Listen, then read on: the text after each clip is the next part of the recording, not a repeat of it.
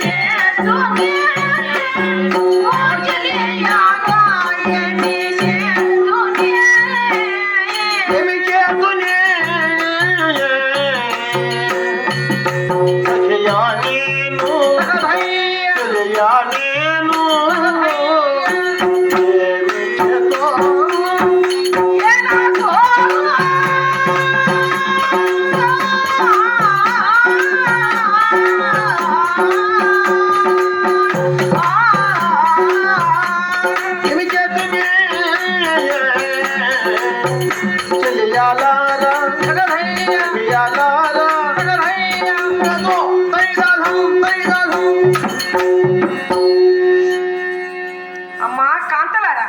అదేమమ్మా. కాంత వినవా అమ్మా,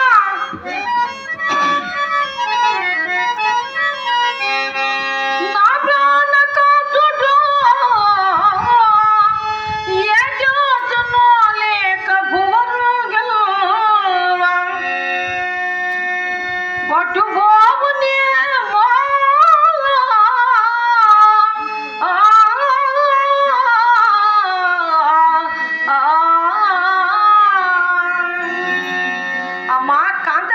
మహారాణి, నా ప్రాణేశ్వరుడు వచ్చి నాతో చెప్పి ఒప్పించుకుని పోనా, లేకుండా అట్నే పోలేమే మంత్రివర్లతో. అమ్మా, నీ ప్రాణానికి ఆదిపోదటి మధిరావణ బ్రహ్మ నీకు చెప్పక ఎంత మాత్రమూ పోడమ్మా. విదేస్తున్నాడు, రణభేదులు వాగుతున్నాయమ్మా. అమ్మా రాజు వస్తున్నాడే.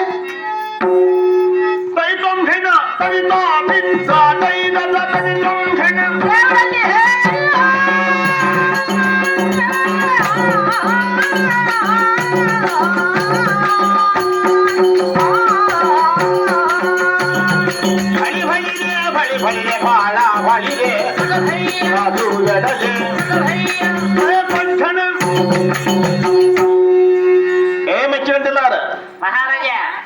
నా భార్య మంచం మీద మతంగిదేవి ఇక్కడ ఉన్నది. నీ కొరకే అదొక మహద్వారమందు కావలా కాస్తున్నది అయ్యా.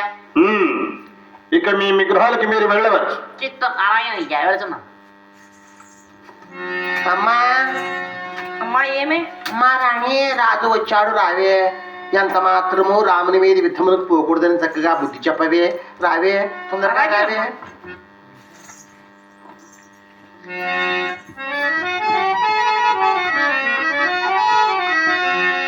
వందనము రాక్షసేంద్ర, వందనము తులిత వైభవ సాంద్ర, వందనము యో రాజచంద్ర, వందనము యో రాజకుల సాంద్ర.